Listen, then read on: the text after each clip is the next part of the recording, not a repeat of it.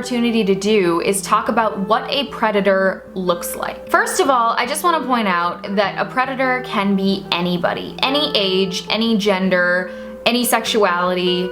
Nobody is exempt. Second of all, a predator is always going to be looking for someone that's going to be easy to separate from their friends. A rapist is usually going to be somebody that you know. In a few cases, they're going to be a stranger that picks you because something in them sees something in you as vulnerable. This doesn't mean that there's anything wrong with you or that you are vulnerable or that you have any kind of mark on you that makes you a victim. It's just they have this twisted perception in their minds that they're above everything and they can get away with it and nobody's gonna punish them. So they're looking for something that they personally view as vulnerable, whether it's social standing or age difference or a drug in their pocket or even just a knowledge that people in their social circle will believe them over you. They will exploit this power dynamic and they're gonna test you. They're gonna see how far they can push your boundaries. It could be something like making a rape joke or commenting on your appearance or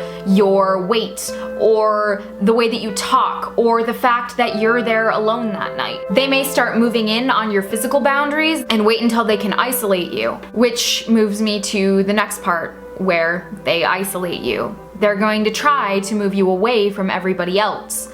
And they're probably going to try to initiate sex with you. If you want to, that's one thing, but if you don't want to and they've been manipulating you all night, then there's this whole other thing happening that's really gross and disgusting. They're utilizing a power dynamic to make you feel like you should have sex with them. If you don't consent to having sex with them, they're going to violate your boundaries, because that's how these jerks work. When they're trying to isolate you is the last time that a bystander can step in. If you see somebody saying things or doing things to incapacitate somebody or make them feel like less, that could be a major sign. A lot of people will look back on their experiences and say things like, there was that moment, there was that one creepy thing that he said where I should have known. Listen to your instincts. Listen to your instincts. They're so important, and even if they're wrong, it's better safe than sorry. It's better you hurt someone's feelings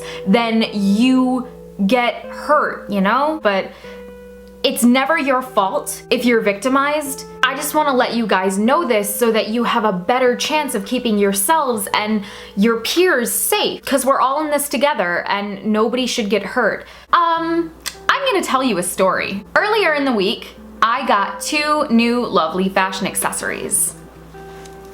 This one, as some of you more experienced kids may realize, is the band that a bar will give you when you are of age to drink. It signifies that you are not drinking underage. This one is a hospital band. These 2 items are inextricably bound, and let me tell you why. On Monday, I went out to the bar to celebrate the leaving of town of one of my friends because I may not see him again for a while and I wanted to see him off in style. While I was at the bar, some creep put something in my drink. I ended up in the back seat of one of my friend's cars, sobbing because I couldn't feel my legs. They took me to the emergency room, blood was drawn, samples were taken, and an IV was put in my arm. And we still don't know if the tox screen will come back negative, because there are a lot of things you can put in someone's drink to incapacitate them that won't show up on a tox screen. Until I see the tox screen, I'm sitting here in limbo, not knowing if I can put this guy in jail or not, because this guy was not smart. He was under cameras, he opened a tab with his credit card at the bar, giving all his information out. He was well known there. He had a nickname. His nickname was Creepy Zach. I think the most important part of my experience is that I had great friends who were automatically there. They automatically stepped in and they took me to the hospital when they thought I was in danger.